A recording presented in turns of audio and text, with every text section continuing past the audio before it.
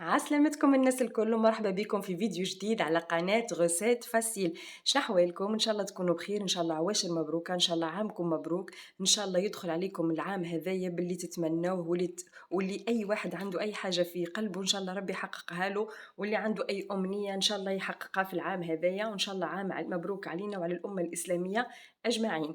اليوم كالعاده والعوايد باش نشارك معكم كسكسي بالقديد والفول الشايح اللي هو العاده متاعنا في كل راس العام.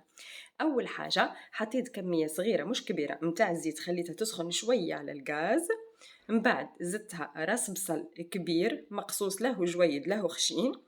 زدتها كعبتين طماطم محكوكين، واربع سنات ثوم كيف كيف حكيتهم في الحكاكه، باش نخلطهم مع الزيت هذايا ونخليهم يتقلاو شويه.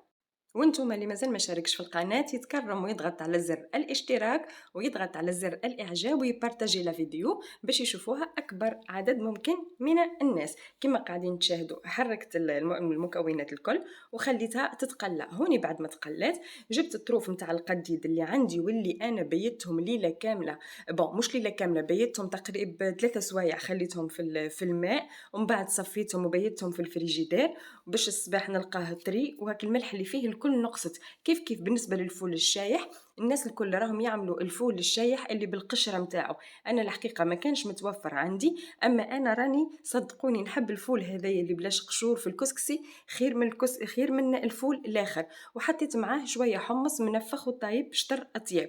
وانتوما كل واحد وشهوته، اللي يحب الفول اللي بالقشره يحط، واللي يحب الفول هذايا الخشين الكبير اللي بلاش قشره يحط. وانا نقول لكم راهو يجي بنين بنين برشا.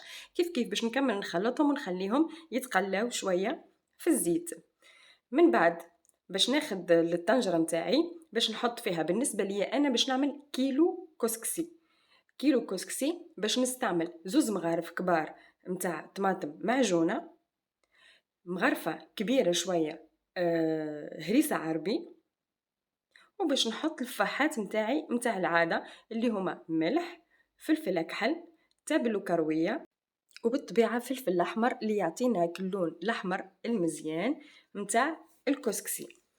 من بعد باش نزيد عليهم شويه ماء، تقريبا انا زدت عليهم شطر قمصان ماء، وخليتهم باش يقعدوا يغليو ويتقلى هاك الفول والحمص والقديد.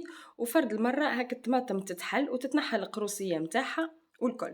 اونتر طون باش نمشي نحضر الكسكسي نتاعي، انا ما نستعملش كسكسي عوله، نستعمل كسكسي باكواز. حطيت كيلو كسكسي، حطيت عليه شويه ملح، ردوا بالكم الملح لا تغدركم في المرقه وفي الكسكسي، على خاطر ما ننساوش باللي حتى كي نخليو القديد منفخ بالكدا راهو يقعد مالح شويه، دونك نزيدو في الاخر خير من اللي يجينا مالح.